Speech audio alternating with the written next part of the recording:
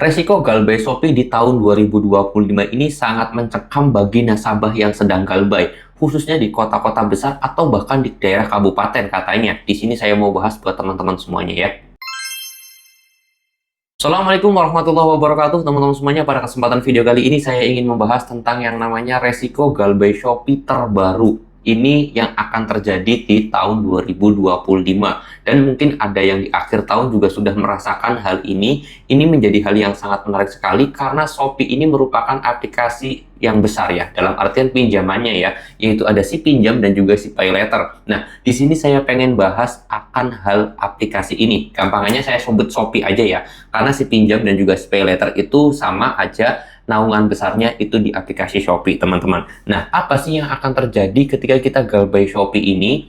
Resiko apa aja yang akan kita terima ketika kita galbay Shopee ini di akhir tahun ataupun di awal tahun depan ya, atau tahun 2025. Nah, di sini saya pengen bahas dulu. Yang pertama, ada berita yang memang agak sedikit menggemparkan bahwasanya Shopee sudah menurunkan DC lapangannya ataupun FC atau field collection-nya di daerah kota-kota besar. Nah, saya sendiri sudah mengasih tahu juga ataupun sudah meriset juga, ada yang laporan, ada yang saya sendiri menanyakan ke nasabah-nasabah yang di daerah kota-kota besar, itu ada memang benar, tetapi hanya di daerah Jakarta. Itu pun belum seluruh Jabodetabek mendapatkan DC Shopee ataupun FC-nya, teman-teman. Nah, saya sendiri belum tahu nih, untuk teman-teman semuanya, siapa tahu boleh bantu jawab ya, yang tinggal di daerah Semarang, Surabaya, apakah sudah ada FC-nya ataupun sudah ada DC lapangannya dari aplikasi Shopee ini? Kalian udah datangin belum? Nanti kalau ada, tulis aja di kolom komentar ya, teman-teman semuanya.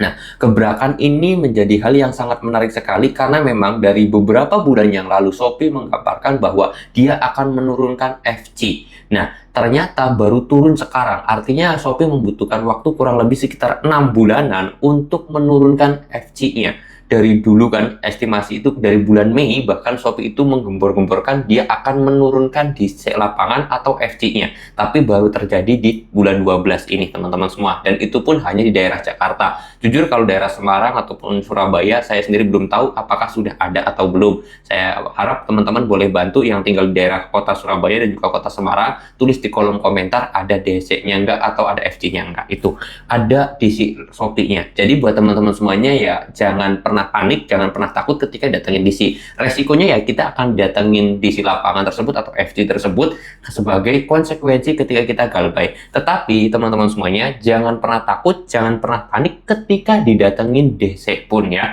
Karena ya tugas mereka hanya menagih dan tidak akan membuat kalian juga pasrah ataupun dia itu datang mau ngambil barang kalian atau bahkan mau ngeroyok kalian. Itu tidak, hanya menagih aja teman-teman ya.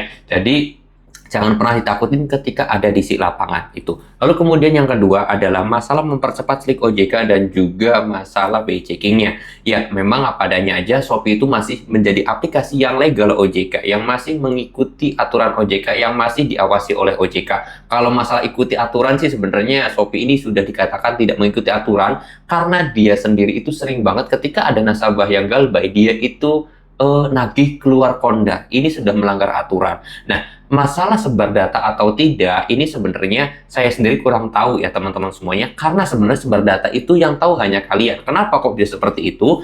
Karena kalian itu merasa nggak KTP kalian itu banyak yang tahu, kontak-kontak kalian itu pada yang tahu, itu dirasakan nggak? Karena kan saya sendiri nggak tahu nih, teman-teman tuh mengajukan kontak daruratnya siapa? Orang tua kalian atau dengan suami kalian atau siapa? Karena kalau misalkan contoh, kalian itu mengajukan pinjaman dengan kontak daruratnya adalah suami kalian atau dan orang tua kalian.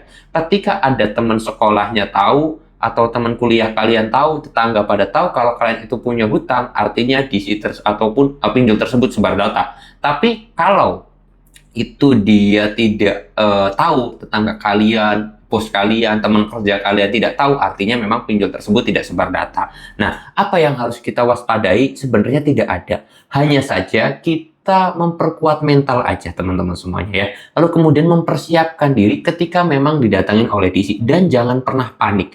Nah, pertama yang harus kita siapkan adalah menanyakan terlebih dahulu terhadap DC-nya ketika didatangin rumahnya. rumah kalian ini. Tanyakan ID card-nya, tanyakan surat tugasnya. Isi surat tugas itu biasanya adalah tertuju nama kalian, alamatnya kalian, jumlah tagihan hutang kalian itu berapa, di situ ada surat tugas. Lalu kemudian tanyakan sertifikasi penagihannya itu apakah FCI tersebut itu punya sertifikasi atau tidak. Kalau tiga-tiganya ini DC tersebut tidak bisa menunjukkan, kalian jangan pernah ladenin seperti itu. Terus saya pesan juga kepada teman-teman semuanya, ketika ditanya oleh DC ini atau FC Shopee ini, kalian jangan pernah menjawab atau menjanjikan tanggal dan waktu untuk melakukan pembayaran atau kalian punya utang. Misalkan kalian ditanya kapan jadi mau bayarnya, kalian jangan jawab nanti ya tanggal 20, tanggal 25, atau tanggal 11, atau tanggal berapa. Jangan pernah. Kalian tinggal jawab aja, saya bayar kalau punya uang. Kalau punya uang besok, ya saya bayar besok. Kalau punya uangnya bulan depan, ya saya bayar bulan depan. Kalau punya uangnya tahun depan, ya saya bayar tahun depan.